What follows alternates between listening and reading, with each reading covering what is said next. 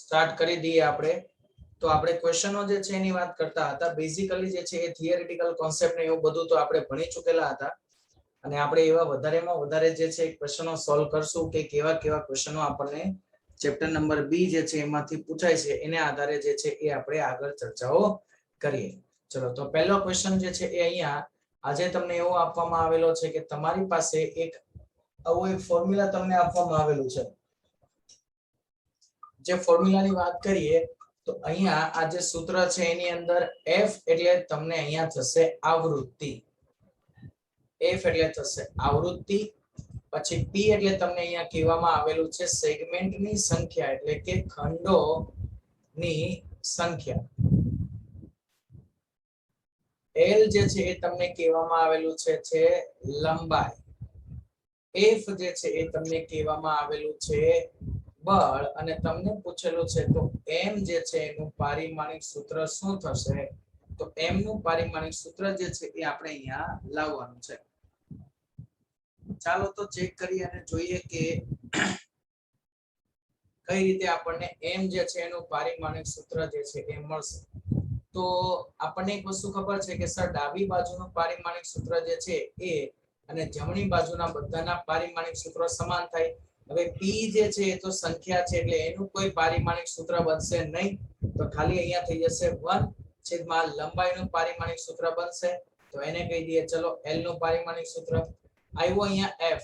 તો sir f જે છે એનું પારિમાણિક સૂત્ર બનશે પણ f ની 1/2 ઘાત છે ઉપર અને નીચે અહીંયા તમને આવ્યું દળ સોરી m. તો m ની જે છે એ પણ તમારી પાસે 1/2 ઘાત છે. તો તમારે અહીંયાથી જે છે એ 1/2 ઘાત ને જો ગાયબ કર્યું હોય તો શું કરવું પડે? તો એક કામ કરી શકીએ આપણે કે બંને સાઈડ જે છે એ આપણે લઈ શકીએ વર્ગ. ચાલો તો એને રિગાર્ડિંગ જોઈએ કે અહીંયા f સ્ક્વેર બરાબર બંને બાજુ વર્ગ લઈએ તો શું થઈ જશે? p square upon 4l square into f upon m.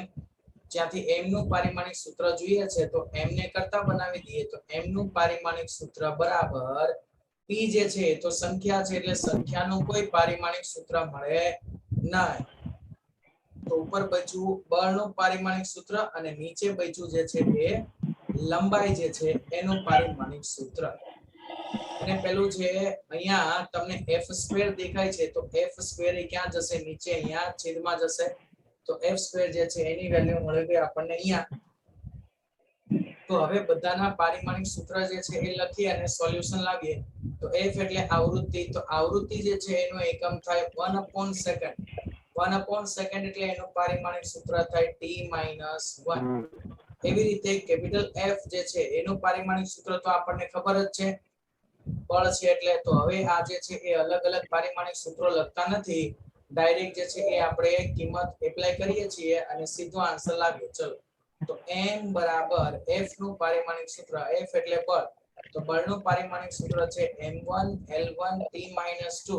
નીચે જે છે એ આવ્યું લંબાઈ. તો લંબાઈનું પારિમાણિક સૂત્ર થઈ ગયું સર l1 અને અહીંયા જે છે સોરી એનો વર્ગ છે ને નહીં l નો વર્ગ છે એટલે l ની 1 ઘાત એનો આખાનો વર્ગ એને ગુણ્યા આવ્યું સમય સોરી આવૃત્તિ. આવૃત્તિનો છે t-1 એનો આખાનો વર્ગ એટલે શું થશે? t ની -2 ઘાત થઈ જશે. તો અહીંયા જે છે એ ઉપર બચ્યું આપણી પાસે m1 l1 t-2 ના છેદમાં અહીંયા નીચે બચે છે l2 t-2. તો આ જે છે એ બંને કટ.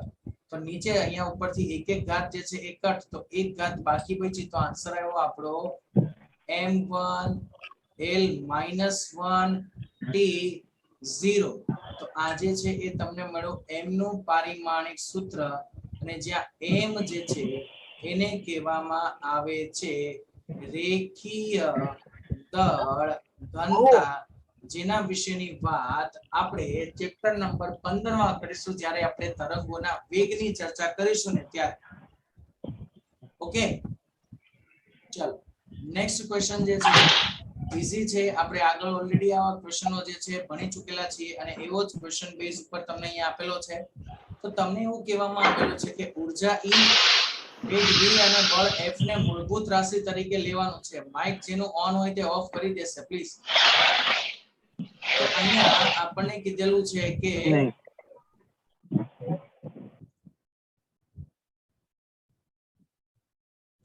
અહીંયા આપણને જે છે એ કહેવામાં આવેલું છે કે આપણી પાસે જે પારિમાણિક સૂત્ર આપણે લાવવાનું છે દળ, અને આપણને એવું કીધેલું છે કે ભાઈ મૂળભૂત રાશિ તરીકે તમારે સ્વીકારવાનું છે ઉર્જા, વેગ અને બળ, અને એના પરથી દળનું પારિમાણિક સૂત્ર લાવવાનું છે. તો દળનો આધાર E ની A ઘાત, V ની B ઘાત અને F ની C ઘાત ઉપર છે. આવું આપણે લખી શકીએ. આવું આપણે આગળના સેશનની અંદર આપણે આગળ ક્વેશ્ચનોની અંદર આપણે આવું ડિસ્કશન કરતા જ હતા.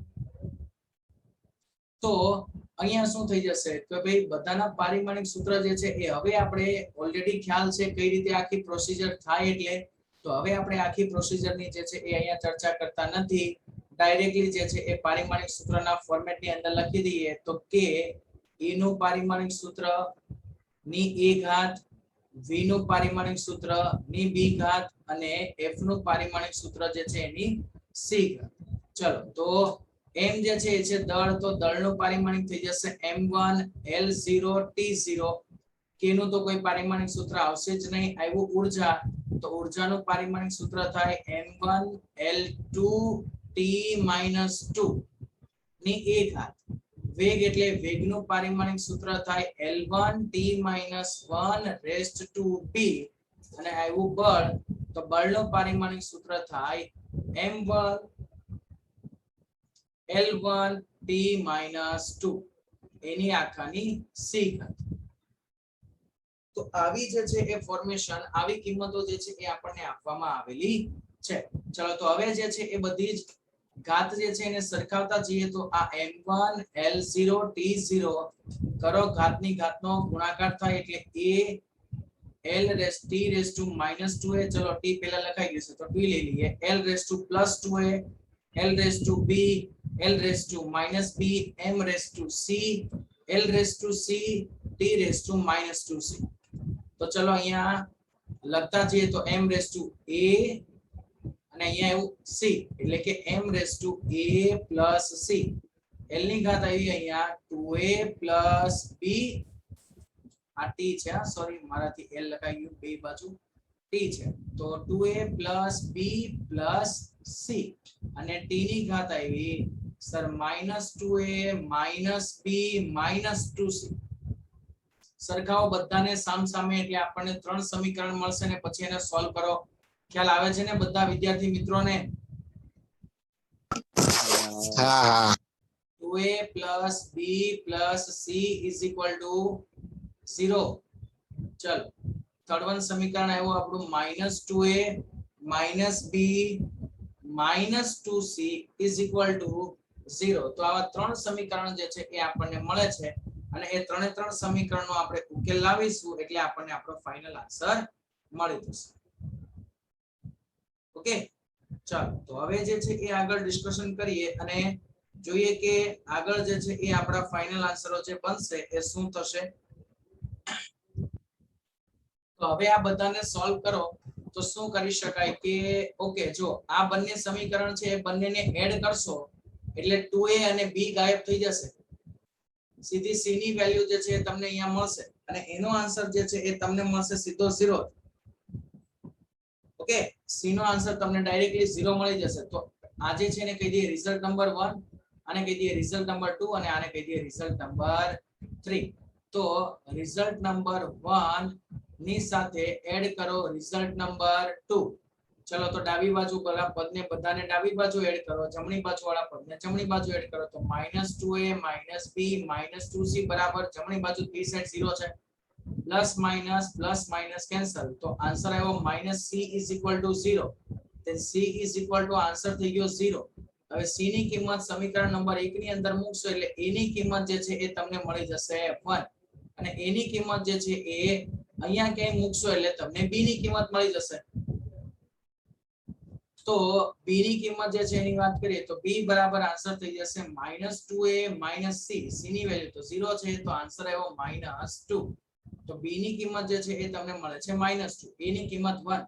તો અહીંયા જે છે એ આપણો ફાઇનલ આન્સર થઈ ગયો કે m નું જે પારિમાણિક સૂત્ર છે એ e⁻1 અને v⁻2 પર જે છે એ ડિપેન્ડન્ટ હશે, એટલે કે e ના છેદમાં v નો વર્ગ જે છે એ તમારો ફાઇનલ આન્સર થશે. ક્લિયર? ચાલો આગળનો જે ક્વેશ્ચન છે એ ક્વેશ્ચન તમને આવો કઈ આપેલો છે કે from the dimensional consideration which of the following equation is true. Dimensionally રીતે કયું પારિમાણિક સૂત્ર જે છે એ પારિમાણિક દ્રષ્ટિએ કયું જે છે એ આમાંથી સાચું છે એના વિશેની તમને અહીંયા વાત કરવામાં આવેલી છે. તો ચાલો જોઈએ, એટલે આપણને ઈઝીલી જે છે એ આઈડિયા આવશે કે કયું પારિમાણિક સૂત્ર અથવા તો પારિમાણિક સૂત્રની દ્રષ્ટિએ કયું જે છે એ અહીંયા સાચું છે. તો પહેલા જે છે એ આપણને અહીંયા કહેવામાં આવેલું છે કે t બરાબર √r³ ડિવાઇડેડ બાય gm. તો પહેલા તો અહીંયા હું તમને સ્પષ્ટ કરી દઉં કે આ બધું શું છે. તો કેપિટલ G જે છે એ છે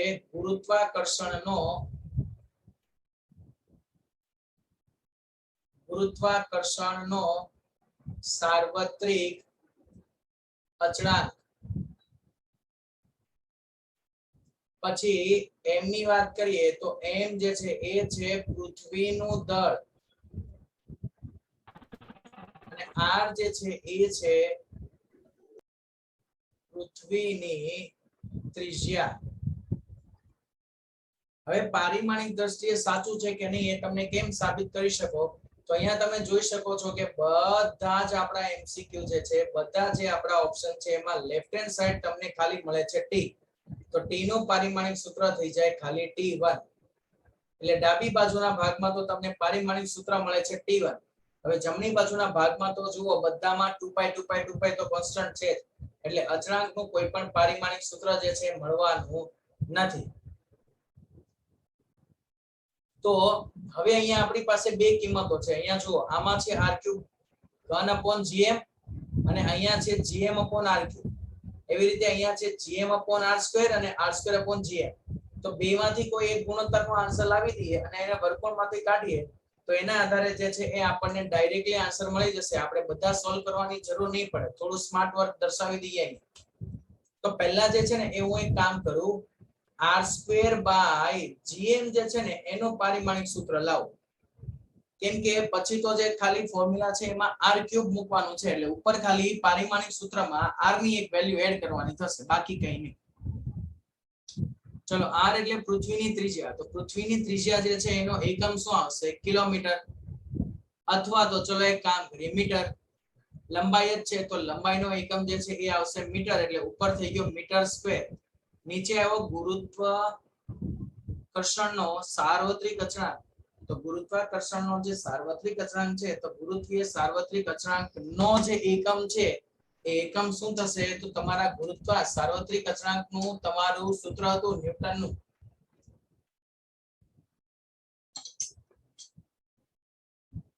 જે સૂત્ર એવું કઈ હતું, F બરાબર gm1m2/r². અને એ સૂત્ર પરથી જો આગળ તમે ચર્ચા કરો, એ સૂત્ર પરથી આપણે વાત કરીએ તો એ સૂત્ર પરથી આગળ જે છે એ આપણને કિંમત અહીંયા જે એકમ મળશે એ મળશે g નો એકમ ન્યૂટન મીટર સ્ક્વેર પર kg² ઇન્ટુ અહીંયા દળનો એકમ થઈ ગયો કિલોગ્રામ. તો આ કેન્સલ, એક kg કેન્સલ, તો અહીંયા 1 કિલોગ્રામ વધ્યું, એ જશે ઉપર, એટલે ઉપર બચ્યું અહીંયા કિલોગ્રામ ના છેદમાં નીચે આવ્યો ન્યૂટન. તો ન્યૂટન માટે જે છે એ ફરી પાછો એનો એકમ જે છે એ લઈ જઈએ આપણી એસઆઈ એકમ પદ્ધતિમાં. તો મીટર પર સેકન્ડ સ્ક્વેર થાય, પર સેકન્ડ સ્ક્વેર જાય ઉપર, તો આ બંને કટ. તો અહીંયા જે છે એ આપણો આન્સર આવે છે second square upon metre, r²/gm નો આન્સર. તો સર આ જે છે એ તો આપણું ફોર્મેશન રાઈટ બનશે નહીં. તો r²/gm નું જે પારિમાણિક સૂત્ર જે છે એ આખાનું લખું છું અહીંયા. આ જે પારિમાણિક સૂત્ર છે એ કોનું મળ્યું? r²/gm જે છે એનું પારિમાણિક સૂત્ર. તો સર હવે મારે ખાલી લાવવો છે t. તો અહીંયા જે છે એ t² તો ઓલરેડી મળે જ છે. તો જો હું અને આ જે t² છે એ ક્યાં છે? આ બધું પાછું વર્ગમૂળમાં છે. તો વર્ગમૂળમાંથી હું એને બહાર લાવીશ એટલે મને જે છે એ આન્સર મળી જશે t. પણ એ ક્યારે? કે જ્યારે ખાલી s² મળે ત્યારે. પણ અહીંયા તો એમ પણ મળે છે, નીચે મીટર પણ છે. તો એક કામ કરી દઈએ, આપણે જે છે ને એ ફોર્મેશન લઈ લઈએ કે ઉપર એક મીટર એડ કરી દઈએ વધારે. તો r³ g m ની વાત કરીએ તો r² r³ gm એટલે r² gm * r લખાય. તો r² gm નો એકમ બન્યો સેકન્ડ સ્ક્વેર પર મીટર અને r નો એકમ પણ મીટર. તો મીટર મીટર કેન્સલ એટલે જવાબ આવ્યો સેકન્ડ સ્ક્વેર. અને આ જે છે એ આખું હતું r³ gm જે છે એ વર્ગમૂળમાં. આ જે છે એ તમારો આખો જે છે એ ક્યાં હતું? વર્ગમૂળમાં. તો એને વર્ગમૂળમાંથી બહાર કાઢશો એટલે સર જવાબ આપણો આવી જશે અહીંયા t1. તો થઈ ગયો આપણો આન્સર અહીંયા. તો અંદર જે છે એ r³ વાળું જે સૂત્ર છે ને એ આપણું રાઈટ થશે. એટલે અહીંયા ઓપ્શન એ જે છે તમારો રાઈટ ઓપ્શન થઈ ગયો. અહીંયા તમારે હવે બીજા જે 3 ઓપ્શનો છે એ સિલેક્ટ કરવાના, મીન્સ કે એને આપણે ચેક કરવા માટે જોવાની કોઈ જરૂર નથી. ઓકે, ચાલો હવે પછીનો જે કોન્સેપ્ટ છે એ ક્વેશ્ચન ની અંદર, ચલો અહીંયા ફરી પાછો ક્વેશ્ચન લખીએ. જે ક્વેશ્ચન ની અંદર તમને એવું કહેવામાં આવેલું છે કે જો વોલ્ટેજ V બરાબર 100 ± 5 વોલ્ટ હોય અને કરંટ I બરાબર 10 ± 0.2 એમ્પિયર હોય તો અવરોધના માપનમાં મળતી પ્રતિશત ત્રુટિ કેટલી હશે? હવે આવો જે છે એ તમે જુઓ તો આપણને ખ્યાલ છે કે સર આવું તો જે છે ને એ આપણી પાસે આપણું ઉદાહરણ હતું. હવે સર r ની કિંમત v અને i પરથી ક્યાંથી લાવીએ? તો r ની કિંમત જે છે એ v અને i પરથી આપણને મળશે ક્યાંથી? કે અવરોધ જે છે એના માટે ઓહમનો નિયમ છે એના પરથી. v = i r. યસ, તો ઓહમના નિયમ પ્રમાણે વાત કરીએ તો ઓહમના નિયમ પરથી આપણને કિંમત મળશે v = i r. તો r બરાબર થઈ જશે v/i. તો મુખ્ય ચલો હવે આ જે છે એને આપણે લખવું હોય તો કઈ રીતે લખાય? સંકેત સ્વરૂપે v ± Δv. અને કરંટ ને કઈ રીતે લખાય? I ± Δi. ચાલો, તો આવી કન્ડિશન છે આપણી પાસે. હવે એ કિંમતો જે છે એને અહીંયા એપ્લાય કરીએ અને કિંમતો મૂકીએ એટલે આપણો જવાબ આવે. ચલો, તો v ની કિંમત જે છે સરખાવો બંને સૂત્રને તો 100 છે અને i ની કિંમત છે 10 એટલે r નો આન્સર આવ્યો 10 ઓહમ. હવે આપણે જોઈએ ડેલ્ટા r નો આન્સર. તો આપણે જે છે એ ડેલ્ટા r/r ની વેલ્યુ પર્સન્ટેજ એરરમાં જોઈએ છે. ઓકે, એટલે ઉપર આપણે કદાચ r ની વેલ્યુ અહીંયા આપણે ગણી દીધેલી છે પણ ના ગણી હોત તો પણ તમારો આન્સર આવી જ જતે ડાયરેક્ટ. કઈ રીતે? ચલો એ જોઈએ. અહીંયા શું આવશે? ભાગાકારના માપનમાં મળતી ત્રુટિ સરવાળા સંયોજનને જ મળે. તો ડેલ્ટા i/i. તો ડેલ્ટા v 5 ના છેદમાં 100 પ્લસ ડેલ્ટા i 0.2 ના છેદમાં 10. તો 0.05 થયું અને આ થયું 0.07 સોરી 0.2. એટલે ટોટલ જે છે એ થશે 0.07 અને જેને તમારે મલ્ટીપ્લાય કરવાના 100 થી એટલે એ પોતે સામા રૂપાંતર થઈ જાય ટકાવાર પ્રમાણમાં. તો 7% જે છે એ તમને મેક્સિમમ ત્રુટિ જે છે એ અવરોધના માપનમાં મળશે.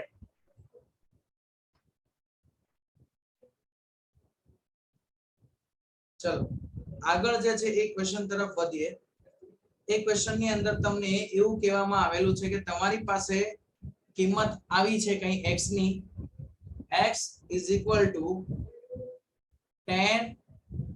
± 0.1 અને y =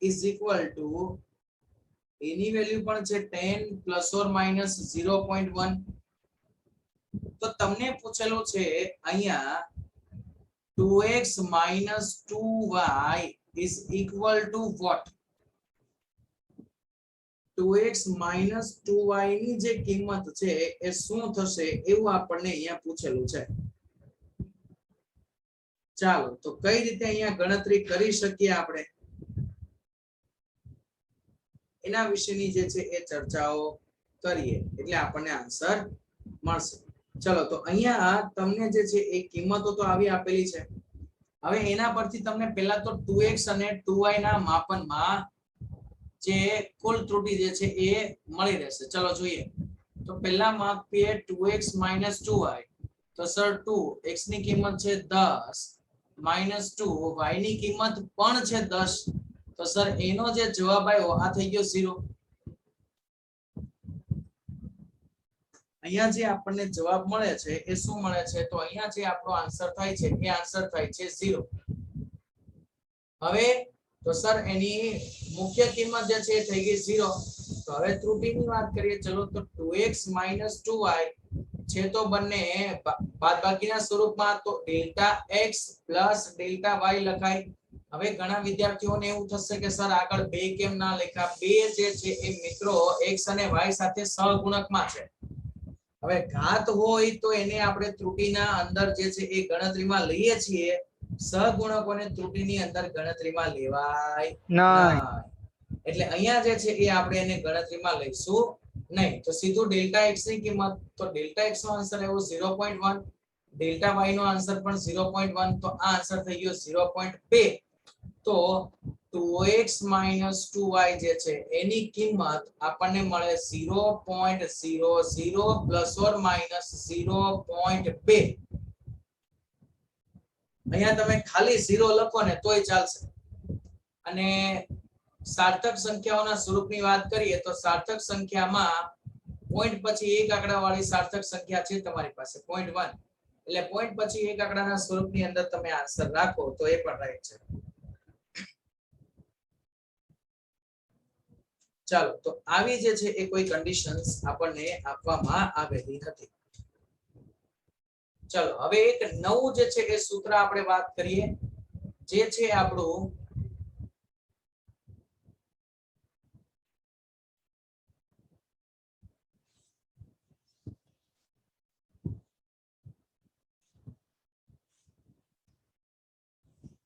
સામાન્ય વાયુ સમીકરણ છે જે મળે આપણને p + a / v સ્ક્વેર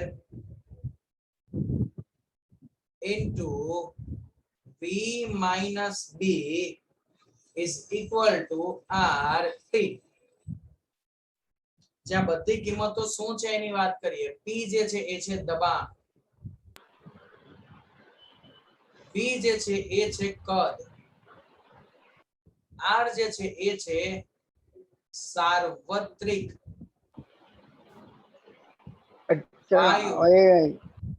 અચળાંક અને t જે છે એ છે તાપમાન. તો તમને એવું કીધેલું છે કે a અને b જે છે એના પારિમાણિક સૂત્ર લાવો. આવું જે છે એ તમને પૂછવામાં આવેલું છે કે a અને b જે છે એના પારિમાણિક સૂત્ર જે છે એ તમારે લાવવાનું છે. ચલો તો જાતે ગણતરી કરો. તો હું અહીંયા તમને નથી કરાવતો, જાતે ગણતરી કરીને જવાબ લાવો. તો પહેલા તો કોણ બોલશે દબાણનું પારિમાણિક સૂત્ર શું થશે?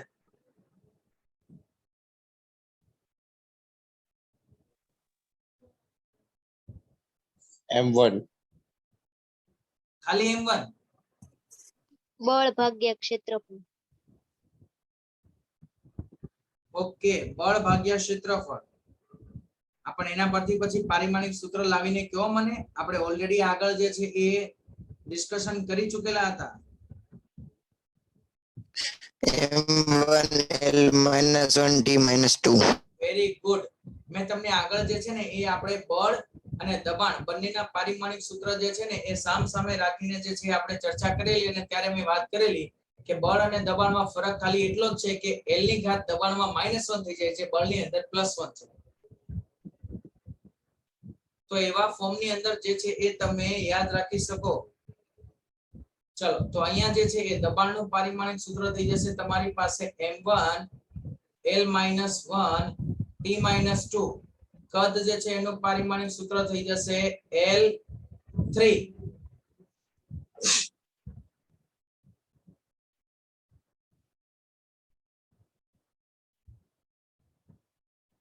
ચાલો તો હવે જે છે એ વાત કરીએ તો જે આપણને જોઈએ છે એ બધું મળી ગયું. ચલો તાપમાનનું પારિમાણિક સૂત્ર જે છે એ થઈ જશે K1 અને સાર્વત્રિક વાયુ અચળાંક જે છે એ અચળાંકનું પારિમાણિક સૂત્ર થાય, અચળાંકનો એકમ થાય જૂલ પર મોલ.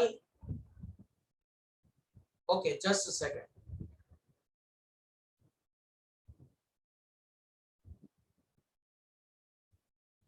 જૂલ પર મોલ ઇન્ટુ કેલ્વિન. એટલે એનું પારિમાણિક સૂત્ર થાય m1 l2 t-2 k-1 mall rays two -1. અને હવે ચલો સાબિત કરો તો જવાબ લાવો a અને b નું પેલા ખાલી મને એનું જ પારિમાણિક સૂત્ર કહી દો ને તોય બહુ થઈ ગયું.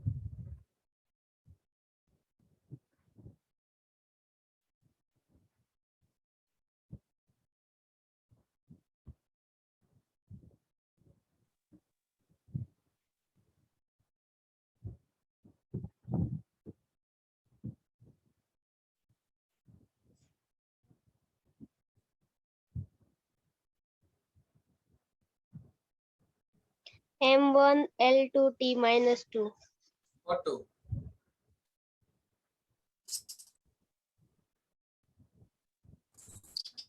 M1 L -7 ખોટું.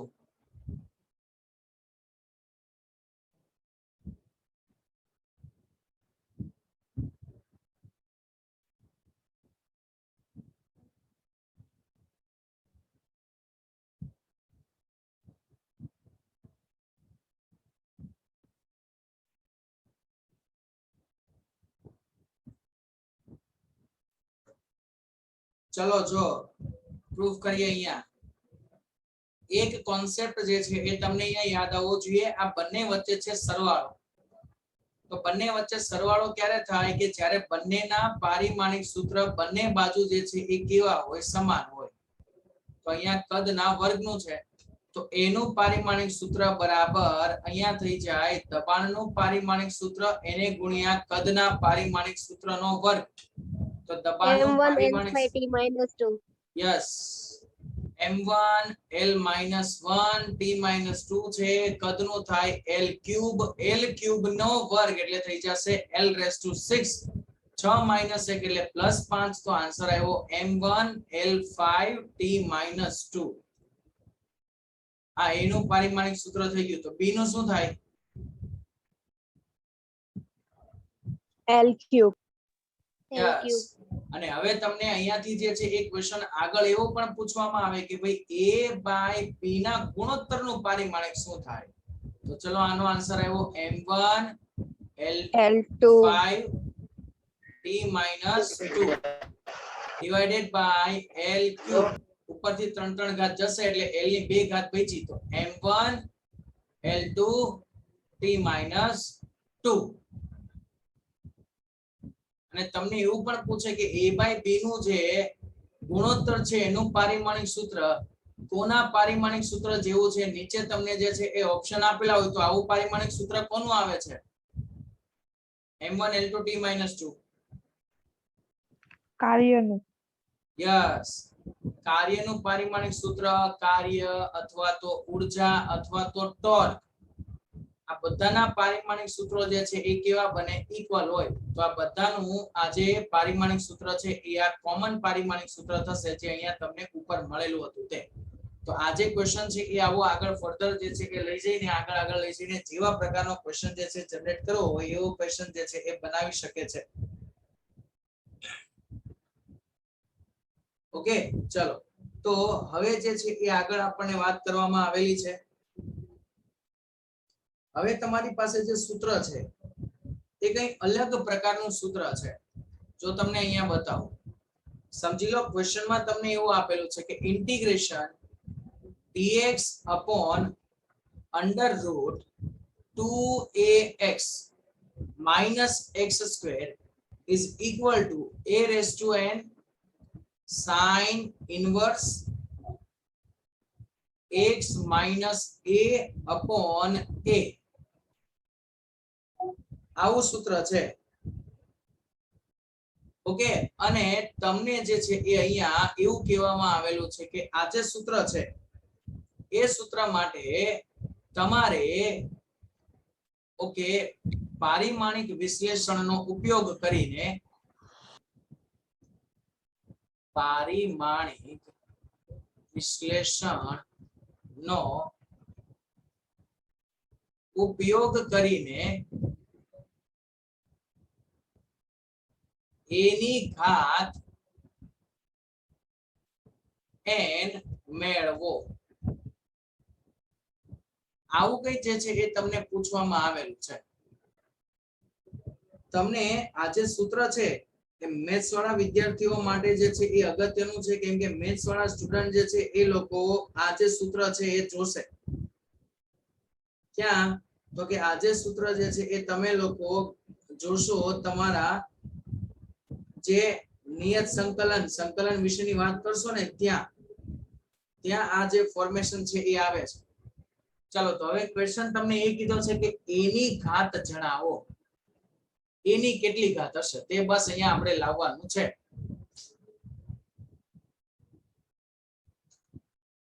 તો કઈ રીતે ખબર પડશે એની ઘાત જે છે એ શું હશે તે? તો અહીંયા જે છે એ આપણી પાસે ક્વેશ્ચન જે છે એમાં આપણે શું કરી શકીએ કે જેનાથી આપણો આન્સર જે છે એ આપણને મળે. તો હવે તો સર આવા ક્વેશ્ચનો તો કોઈ દિવસ જોયા નથી. આ તો દુવિધાજનક પરિસ્થિતિ થઈ ગઈ કે એની ઘાત જે મળશે એ આપણને શું મળે છે તે.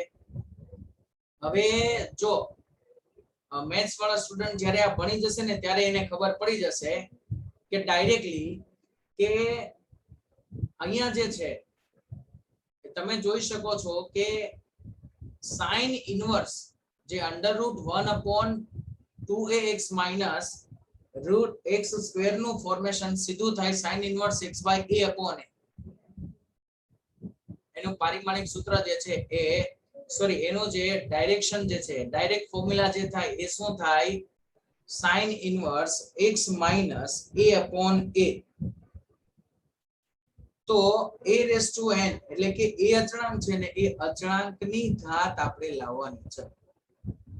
તો કઈ રીતે આપણે અચળાંકની ઘાત લાવી શકીએ છીએ?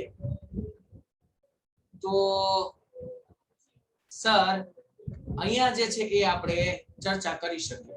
અહીંયાથી જો એક વસ્તુ આપણે અહીંયા લાવી શકીએ કે જે sin ઇનવર્સ માં વેલ્યુ આવેલી છે એના પરથી આપણે એવું લખી શકીએ કે x નું પારિમાણિક સૂત્ર બરાબર a નું પારિમાણિક સૂત્ર થાય. બોલો આ બંને પારિમાણિક સૂત્ર જે છે ઇક્વલ થઈ જાય. અહીંયા ઉપર તમને x - a આપેલું છે તો એના પરથી યસ. હવે તમને આખાના કોન્સેપ્ટની વાત કરેલી છે સર. આ તો x બરાબર a આવ્યું તો sin ઇનવર્સ વાળા આખા ફોર્મ્યુલાની વાત કરીએ જેની અંદર આપણી પાસે કિંમત છે x - a upon a. તો સર આને જો પારિમાણિક સૂત્ર સ્વરૂપે લખીએ તો ઉપર તો થઈ જાય a નું પારિમાણિક સૂત્ર, નીચે પણ થઈ જાય એનું પારિમાણિક સૂત્ર. તો એના પારિમાણિક સૂત્ર કટ તો જવાબ આવ્યો 1. તો જવાબ જે છે એ 1 ક્યારે મળે? કેટલી ઘાત હોય ત્યારે? તો કોઈ પણ એકમની 0 ઘાત હોય ત્યારે જવાબ જે છે એ શું મળે આપણને?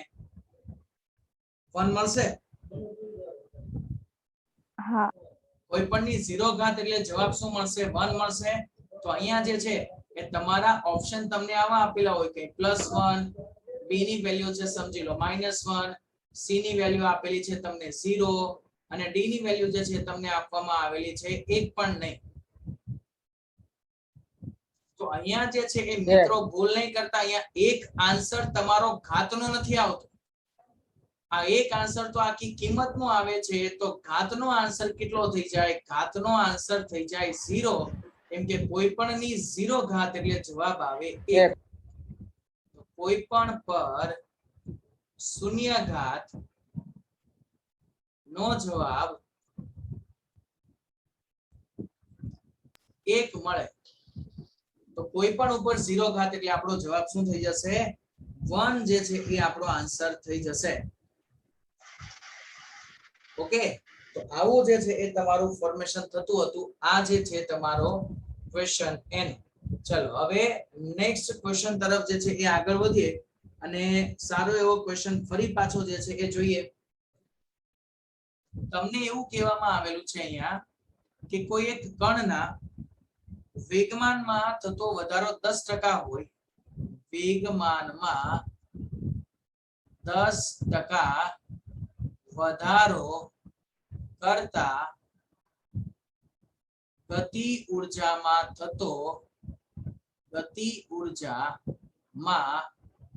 થતો જે પ્રતિશત ફેરફાર છે એ કેટલો?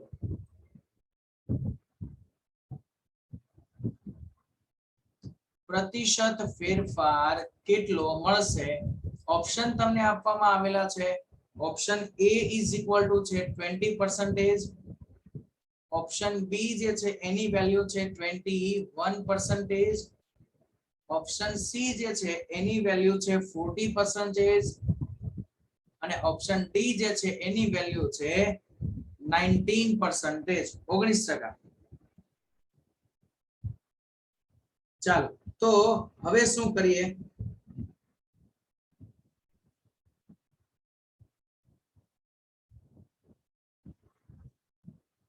તો કરીએ ગણતરી એટલે આપણને કંઈક આપણો આન્સર જે છે એ મળશે. હવે આ જે ક્વેશ્ચન છે ને એ ગઈકાલે આપણે એક ક્વેશ્ચન ગણેલો હતો ને મિત્રો, એના જેવો ક્વેશ્ચન થઈ ગયો. સર એના જેવો ક્વેશ્ચન કઈ રીતે? યસ, ગતિ ઉર્જા વેગમાં ફેરફાર કરીને ગતિ ઉર્જામાં થતો પ્રતિશત ફેરફાર લાવતા હતા, તો એની જગ્યા પર અહીંયા આપણને વેગમાનમાં વધારો કરીને ગતિ ઉર્જામાં થતો ફેરફાર પૂછેલો છે. ચલો તો એ કેટલું આવશે કેમ ખબર પડશે? કરીએ ગણતરી. તો ગતિ ઉર્જાનું સૂત્ર છે આપણી પાસે k બરાબર 1/2 mv², અને વેગમાન જે છે એનું સૂત્ર છે p બરાબર mv. તો અહીંયા જે છે એ હું એક કામ કરું, ઉપર નીચે જે છે એ mm વડે ગુણી દઉં તો શું થઈ જાય 1/2 m² v² ના છેદમાં m. તો mv આખાનો વર્ગ એટલે આ થઈ ગયું k બરાબર p²/2m. બોલો આ સૂત્રમાં ખબર પડી ક્યાંથી આવ્યો એ? તો હવે બસ આના ફોર્મેશનમાં તમારે આન્સર લાવવાનો છે. તમારે ડેલ્ટા k/k% લાવવાનું છે. એટલે કે k2 - k1 ના છેદમાં k1 ગુણ્યા 100. આનો આન્સર લાવવાનો છે અને એ પણ આના અનુસંધાનમાં. તો સર હવે આના અનુસંધાનમાં તો કઈ રીતે લાવી શકીએ? ઓકે, ચલો જો ગણતરી કરીએ તો વાત કરીએ આપણે કે ભાઈ પ્રારંભિક વેગમાન જે છે એ સમજી લો કે p1 બરાબર p જેટલું છે, અને જે નવું વેગમાન આપણને મળે છે એ નવા વેગમાનની કિંમત તમને કીધું p2 બરાબર એમાં 10% વધારો કરો છો એટલે p1 પ્લસ p1 ના 10%.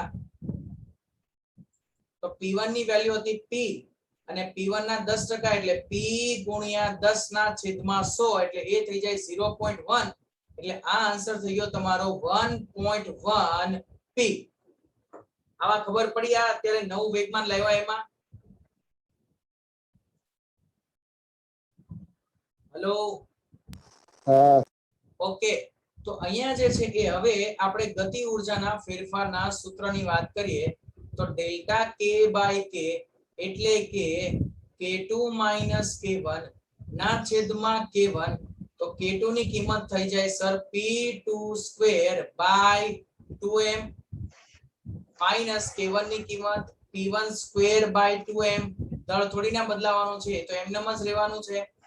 ના છેદમાં નીચે આવ્યું p1²/2m.